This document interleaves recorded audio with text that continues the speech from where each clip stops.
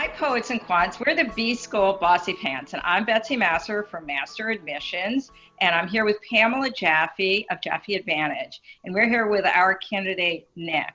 A little introduction on my side. I am a graduate of HBS, and I'm an admissions consultant. I've been doing this for about 10 years. I worked on Wall Street after business school, and I also worked in Asia, mostly in finance. So I also here live in the Bay Area. That is why I'm wearing my mask here in California, because you have to wear masks. And we're really excited to be talking to a candidate like Nick, who is from New Zealand, and we can tell him about how he can navigate his journey to apply to some of the top business schools in the world. So Pamela, would you like to introduce yourself? Hi everyone, I'm on the other half of the B School Bossypants, based in New York, so the other coast. I went to CBS, and afterwards I started a career in strategy consulting and internal strategy for Fortune 500 companies in the US as well as in Paris and Singapore.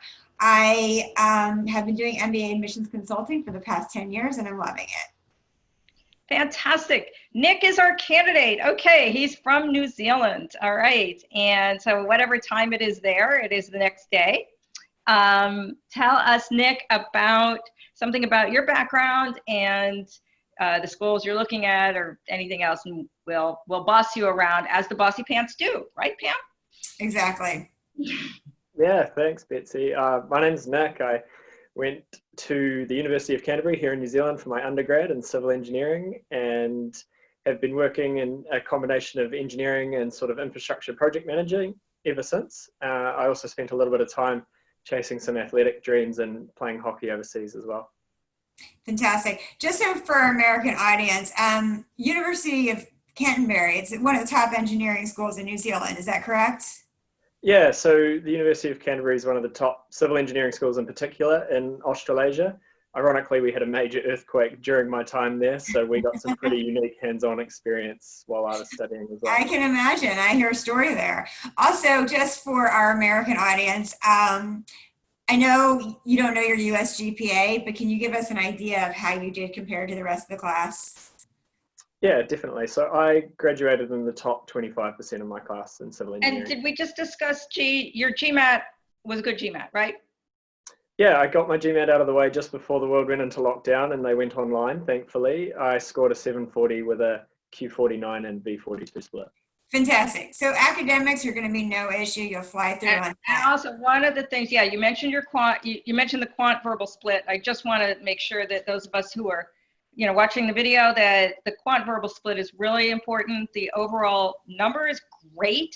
There's no question there, but the fact that you've got a high quant score, which we would expect from somebody who studied engineering, but one never knows, but a high quant and a balanced quant score, or balanced quant verbal score is a really positive thing and something that they look for. Okay, so where do you want to go to school? So my dream school has always been HBS, but this year in round one, I'm planning to apply for Kellogg and Yale as well.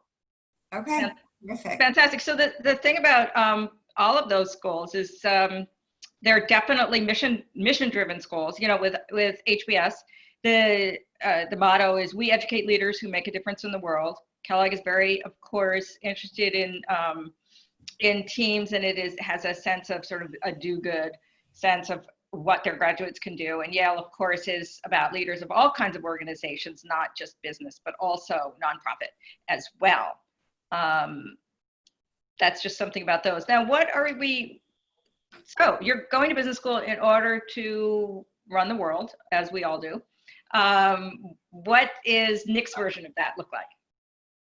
Yeah, of course. So in my current role, managing large construction and infrastructure projects, I'm responsible for delivering those from start to finish often, and have built some really strong core skills in project delivery, but I'd like to eventually scale those up and put myself in a position to run large organizations, be it here in New Zealand, but also probably learn those skills overseas, in particular in the US.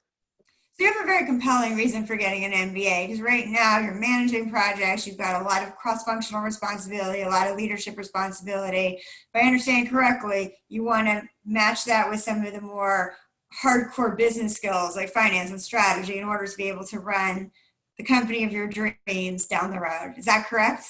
Yeah, definitely. Okay. So I guess the question is, how do we get you in?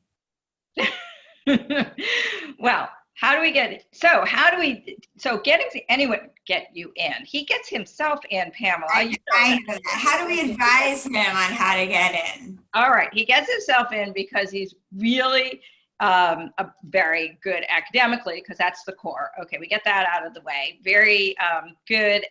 Let's assume he's great at his job, has a job that has a lot of leadership component in it, because there's so many stakeholders in construction and infrastructure management. I mean, public, private, and everything can go wrong. You have to be a risk manager and a diplomat. So there's a lot going on. But the other thing that struck me about Nick and that I thought was really interesting, aside from the fact that he was an Olympic athlete, okay, there was a little of that, and a great team player on the U.S. field hockey team. He's also got a lot of other activities going on, and I don't know if you want to tell us a little more about that, or Pamela, do you have any questions about that? Well, I was going to say, I think the one thing that really made you have as he said, you have a great academic, history, good GMAT, good GPA, great job. But what's going to make you really stand out in one of the most selective years, I think it's going to be everything you do outside of work. But before we get there, because it's just kind of an interesting story, tell us a little bit about hockey. Field hockey, which we thought, didn't you play field hockey in junior high, Pamela? Isn't that in the U.S. it's mostly a women's sport? Yeah, I got out of most sports, so I did. But we did have a women's field hockey team. Right.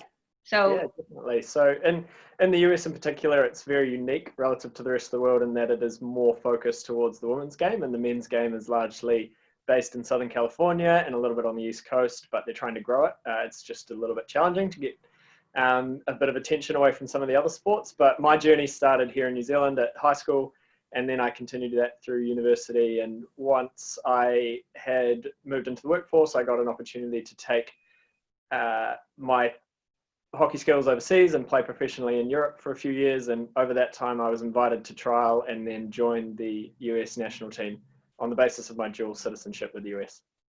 That's amazing.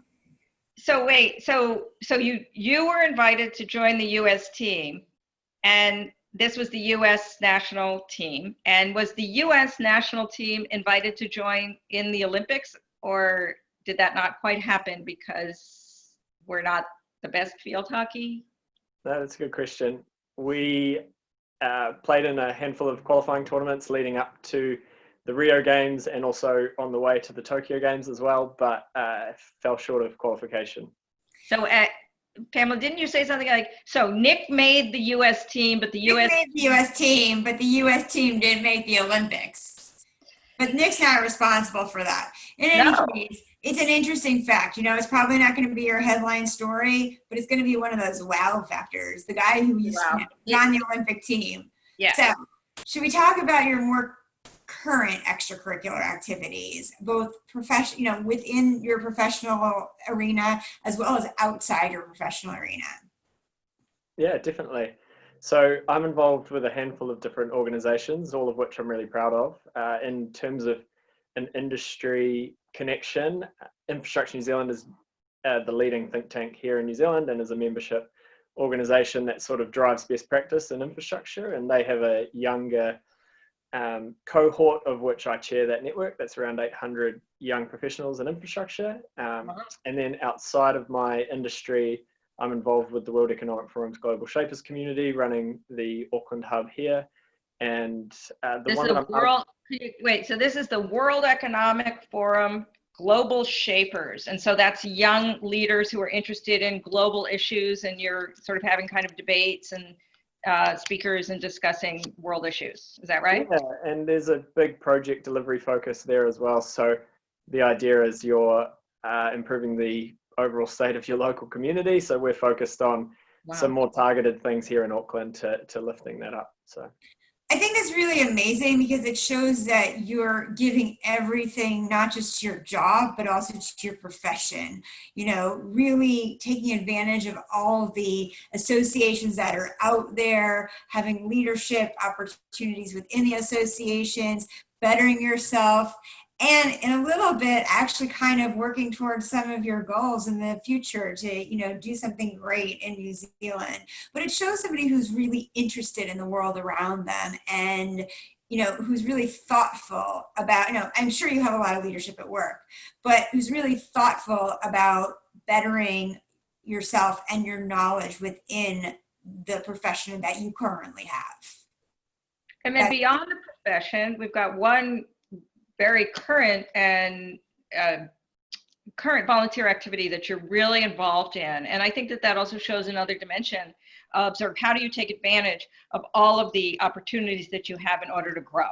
Because that's one of the things that admissions officers are really looking for, is how does this person not only take advantage of how they can grow in their own job and, you know, also develop the leadership skills to advance in their career, but also to develop leadership skills to advance just as a person, or develop even just to be doing something that's really, really important to them. So you were saying that you're involved in an organization, the New Zealand sort of version of the National ALS organization?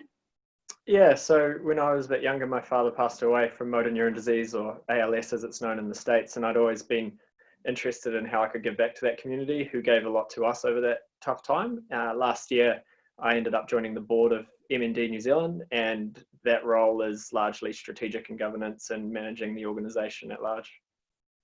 That's great. I mean, I always feel terrible when I'm advising clients to use sad stories for their applications, but it really is nice that you're doing something that's meaningful to you. You know, it's not just a random extracurricular that more than nice. Yeah. It's more than nice, you know, although if we were talking about Tuck, we would say that it is nice, but it's more than nice because really what it is it's, you know, it's part of who you are, right? Yeah. So this is, I mean, talking to you about it, which, you know, I talked to you before about this, and it's really interesting. This is something that you really care about. Pamela, you were saying before, one of the things that's really important, so he's got a lot of things going on here. How do we put it all together? How do we make it so that it coheres into something rather than just, okay, here's the resume, these are the extracurriculars, this is the work history? Absolutely. And we're not going to solve that on this call or on this video, but you know, especially for Harvard, where you have a blank slate to write about whatever you want, you're going to need to find how to thread all of these different things together and figure out what the commonality is in order to have a very compelling story. You have all the elements to get into these schools. What you need to do is to develop what I say a marketing profile. And that's going to be the biggest challenge. It's going to be a challenge across all the schools, but it's especially going to be a challenge for Harvard because Harvard just gives you a blank slate. And I don't think we're going to solve that on this call, but that is probably going to be the biggest challenge for you because hockey, ALS, you know, World Economic Forum, at the surface, they don't sound similar, but I think there are things there that we can find. Yeah, I think that I mean, if I could throw in an idea, is that one of the things that they're really looking for in a school like Harvard is how do you join communities, okay? So your community of work, your community of people around you like ALS, your community of your local economic, I don't know, organization in New Zealand. It's really is how does Nick become part of the community and give to that community, and that's the other thing is, and contribute. Every single school wants to know, as the Wharton professor Adam Grant says, you know, you have givers and takers, right? And so we really want, I think, to think about this at every one of the schools, including Harvard, is how when you put your narrative together of all of these things that you're involved in or ways you're putting yourself into what's going on around you, you know, how do you contribute, and how, you know, and of course, this is going to be a resume comment, and what impact do you have? So with that, I think that you've got your work cut out for you. We are, you have a couple of months to start pulling it all together, and I think though with you in a way that not every single person has, you have a lot of material to work with, a lot. It's great. That's really great. So as from one bossy pant to another, I would have to say that he does have a lot of work to put it together and integrate it and make it a story. But I think, I think it's his he's got a lot. Yeah, and you should be proud because you know what? It's easier to put the story together than to go back in time and try to reinvent your past. So you got the elements, just have to make it work. All right. And I wish you the best of luck. Very good. Thank you so much for joining us. Okay. Bye-bye from the Bossypants.